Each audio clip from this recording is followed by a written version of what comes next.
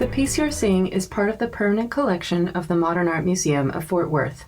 The piece is entitled Self-Portrait, completed by the British painter Francis Bacon in 1956. Francis Bacon focused the majority of his life's work, which reached recognition in the 1950s, on figurative painting, and primarily the human figure. He painted the portraits of others close to him, as well as several self-portraits, of which this is the first known. Even after an initial glance at this self-portrait, we can see that his work is less about a faithful representation of the person in question and more about capturing a sensation. Bacon's work expresses the fraught existence of man with painting techniques and processes that simultaneously reflect and digress from the dominant trends in the art world of the time. So, in this edition of Slow Art, brought to you by the Modern Art Museum of Fort Worth, let's dive into this self-portrait and in the process learn about why Francis Bacon chose to paint in the way he did. First, a detailed look. From the confines of the large gold frame, a seated figure looks out at the viewer, mouth open, teeth visible as if speaking. His face is whitish pink, looking vulnerable and delicate, and is roughly smeared, parts of it seemingly rinsed away around the droopy eyes and mouth. The right eyebrow is a large black arc, and the bridge of the nose is distended. His ruddy charcoal suit is interrupted with slashes of bleach-white shirt unbuttoned at the neck. The sitter is hunched over, shoulders looking as if supporting a Sisyphean weight. The subject's clasped hands seem to be in motion and are painted with surprisingly few, vigorous strokes. The ungainly legs of the figure are crossed, leaning away from the viewer. They are crudely proportioned, crossing away from the viewer, one leg appearing thin and weak compared to the other. The shoes are sketched with uneasy white lines. The subject is seated in the center of a room with only limited, nearly imperceptible ruled lines demarcating an interior and the sparse furniture the subject is seated on. A yellow gold bar, presumably a headboard, boldly cuts the room in half horizontally. Barely perceptive lines suggest the perspective of a room, but beyond that, the room sinks into an indiscernible depth of intense black. The smeared face, the sketchiness of the shoes, the distorted figure, the expressive strokes of the hands, the eerie space, render this portrait as if from a dream, or perhaps a nightmare. The proportions and position of the figure make it clumsy, existing only precariously, trapped yet also engaging the viewer directly. His limbs are cumbersome, his face, violently smeared as it is more the result of a bar fight than a careful rendering of a portrait. The stark background swallows up the sitter in profound obscurity. This is no portrait of admiration, but one which aims to convey the experience not only of the individual, but of the harsh reality of human existence. In order to understand why Francis Bacon would paint such a portrait of himself, we must begin with a brief outline of Bacon's life leading up to this self-portrait and the experiences that would galvanize the artist's perspective on life and art. Francis Bacon's father was a British military officer turned racehorse trainer when Francis was born in Ireland in 1909. These early years of Bacon's life were marked by the collective trauma from World War I and Irish independence, of which the latter was particularly violent towards British citizens living in Ireland. Young Francis Bacon had it no easier within his family. Bacon suffered from asthma and, to the disappointment of his father, was unable to participate in most of the athletic activities expected of young boys. These health problems were exacerbated exponentially with the dusty environment of racehorse stables he was surrounded by. This left Bacon literally gasping for breath for much of his youth. Bacon's father's disappointment in his son was further heightened as the family began to understand that Bacon was homosexual, something which was illegal in Britain until 1967. Bacon was often the victim of physical abuse from stable hands at the order of his father. In 1926, when Bacon was reaching adulthood, it was decided that he would be sent away to live with a friend of the family. This took Bacon out of Ireland, on to London, Berlin, Paris, and then eventually back to London. Emancipated in raucous, culturally exciting Berlin, Bacon began to set out on his own path. It is in Paris at a Pablo Picasso exhibit at Chez Paul Rosenberg Gallery that Bacon is inspired and moved to become an artist. Bacon eventually settles back in London and sets up an interior design studio. Cut off from his family except for a small stipend, Bacon embarks on his artistic journey without undergoing any formal training and relying solely on the expertise of a few artist friends. Little is known of his earliest artwork except through a painting of Bacon's studio done by his fellow artist and friend, Roy de Maistre. Some of his work in the 30s is known, and Bacon even experienced some sporadic successes in art, as with his 1933 crucifixion piece shown here on the right. Rejections and unsold artwork came as well. It must be said that by this time, Bacon had developed several dangerous habits of heavy drinking and gambling. With his childhood nanny, who had come to live with him, Bacon organized gambling nights at his home, which were both a source of entertainment as well as money. When World War II exploded in Europe, Bacon was not called upon to fight because of his asthma. However, he did serve in the Red Cross ARP, rescuing and recovering victims of the bombings in London. This brought him face to face to the cruelty and carnage of the war. After the war, Bacon abandoned his decorating business and devoted himself completely to painting. As many artists in the post-war period were developing into abstract expressionists and later pop artists, Bacon takes a decidedly different path. Because he did not attend art school and therefore was not part of a distinct group of artists which would exchange ideas and inevitably develop in parallel ways, Bacon developed his own style. In the years following the war, Bacon's artwork undergoes some significant changes by discarding much of the surrealist and biomorphic forms characteristic of his earlier work and moves toward a more true-to-life representation of the human form. This movement towards figurative work diverged distinctly from abstract expressionism as well as pop art. But it also marks the point when Bacon went from an obscure painter to one receiving more and more recognition within and outside of the UK. Notably, in 1954, he was invited to represent Britain along with a few others at the Venice Biennale. The 1950s were also a pivotal point in Bacon's personal life. In 1951, he was left devastated by the death of his nanny. The next year, Bacon formed a romantic relationship with an ex-fighter pilot, Peter Lacey.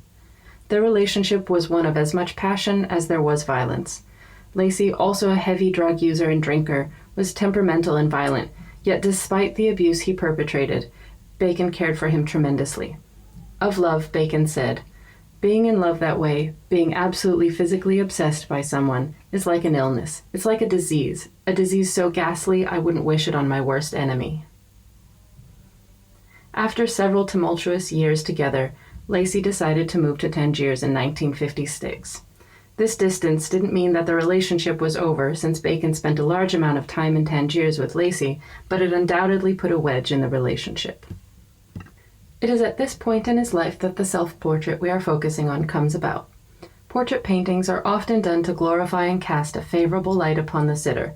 For Bacon, however, not only was human existence largely not glorious, but it was in fact an existence which caused incredible damage, whether in love or war. The distinction between abuse and love was blurred first through Bacon's tormented relationship with his family, and then in his romantic relationships.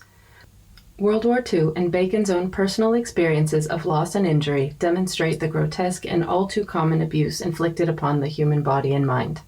Though it may be surprising, Bacon found the human body beautiful, however unconventional his idea of beauty was.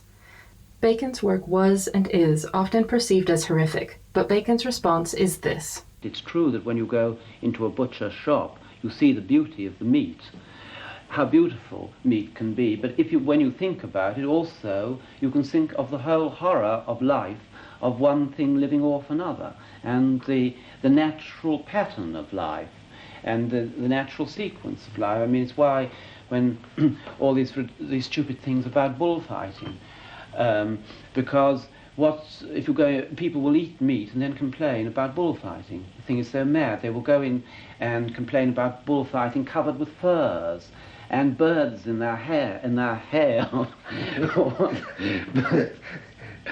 I mean, it's so illogical.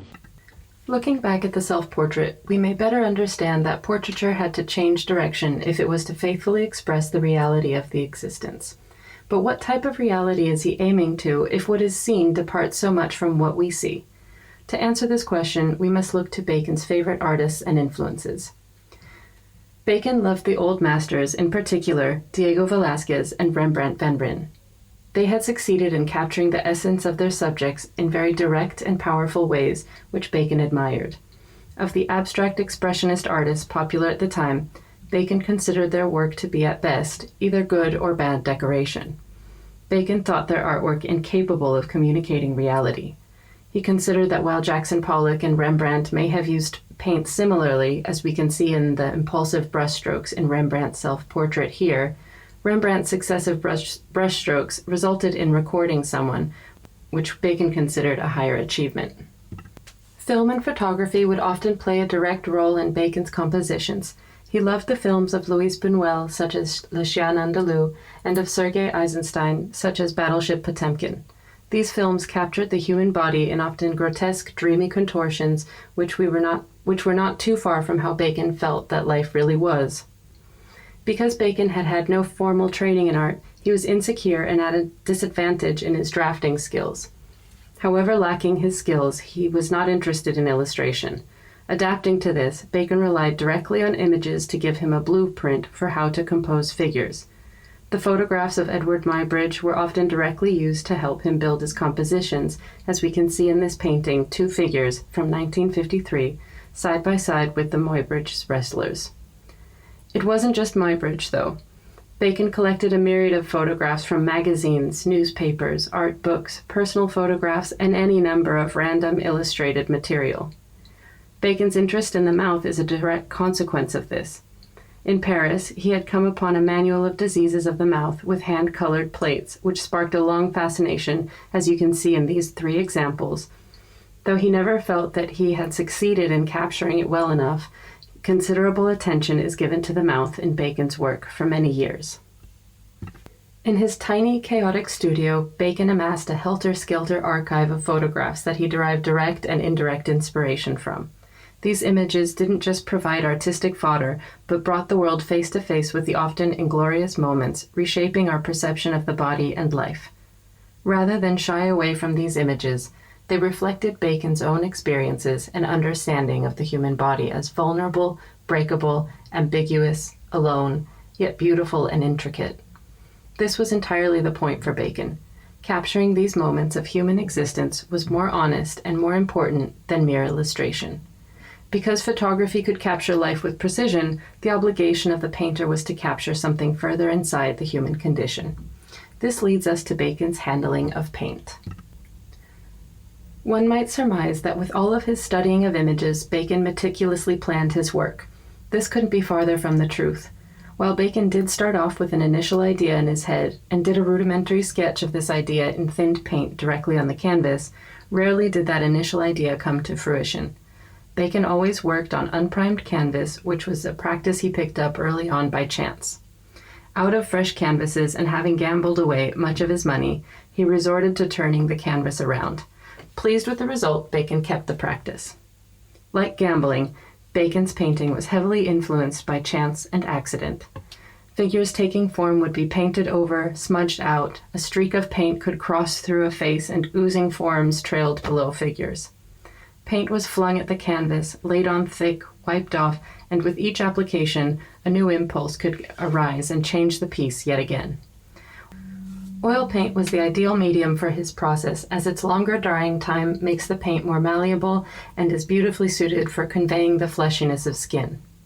Looking again closer at the hands in the self-portrait, we have a great example of how Bacon masterfully used very energetic yet limited brushstrokes to skillfully capture the anxious movement of hands.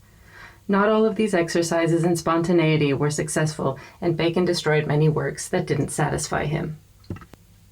Though he did several self-portraits, Bacon preferred to paint people he was close to.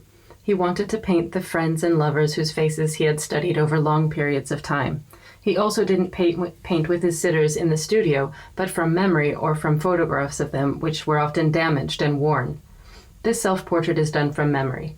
Bacon's reasoning behind this was that he felt the person could distract and impede him from painting more honestly. Seeing as how his portraits are not flattering in the conventional sense, one can understand his desire for privacy. The last element to examine in Bacon's work is the distinctive frame and glass that his work is always displayed in. It was a deliberate choice for all of Bacon's work to be framed in gold frames with glass. They simultaneously pay tribute to Bacon's adoration of old masters like Rembrandt and Velázquez and set a distinct perimeter between the piece and their surroundings. While it is difficult to capture this influence of the glass in virtual format, we can see in this small close-up of another work, 3 Studies for Figures at the Base of a Crucifixion from 1944, the intense reflection that it creates. This reflection obscures the possibility of a detailed look at the painting's subject. In our attempt to get a good, close look at this piece, we as viewers are confronted with our own image. Bacon denied that this was his goal and that the glass primarily served to protect his work since it was unvarnished. The unintended impact of the glass is multifaceted, however. First, glass often elicits a sense of value. The most delicate and valuable objects are protected behind glass, whether it is a specimen in a natural history museum, religious relics, or the Mona Lisa. Secondly, in our attempt to come close to Bacon's self-portrait, we are confronted with our own. We are simultaneously seeing ourselves, and our attempt to view another is impeded. It may be the case that, like his use of unprimed canvas, the reflection caused by the glass may have come about as an accident of which Bacon liked the result. However intended or unintended, the result is that the frame and glass create a physical and visual barrier between subject, viewer, and surroundings. It simultaneously objectifies what is held inside the frame and asks the viewer to reflect on their own positioning. Though an outlier in the art world, adhering to no school or artistic group, Francis Bacon had a long and prosperous career. His work would remain steady and primarily figurative up until his death in April of 1992. In his lifetime, numerous retrospectives were organized for his work at the Tate Gallery in London, the Guggenheim and MoMA in New York, the Grand Palais in Paris, the New Tretyakov Gallery in Moscow, in addition to numerous other exhibitions. Francis Bacon's work speaks to the need to communicate honestly of the human experience. As viewers, it is possible that despite or even as a result of the distortion of the figures and the sparseness of the composition that Bacon presents us with, we can recognize situations that otherwise can't be named or even described. Milan Kundera, the renowned Czech author, put it beautifully when he said of Bacon's work, "The painter's hand comes down with a brutal gesture on a body, on a face, in the hopes of finding it, in it and behind it, a thing that is hidden there." Bacon's ultimate confrontation is not with society, with the state, with the politics, but with the physiological materiality of man. As viewers, confronted with this piece at the Modern, either digitally or in person, we may begin to understand how Bacon diverged from many artistic practices. In understanding how he built his compositions, we can grasp the continued impact of photography and art and sever the barrier between traditional and modern art. In understanding Bacon's violent and garish treatment of his figures, we can feel the fragility of existence. His work speaks to the viewer directly, unapologetically, imploring us to consider the experience of belonging, alienation, and mortality.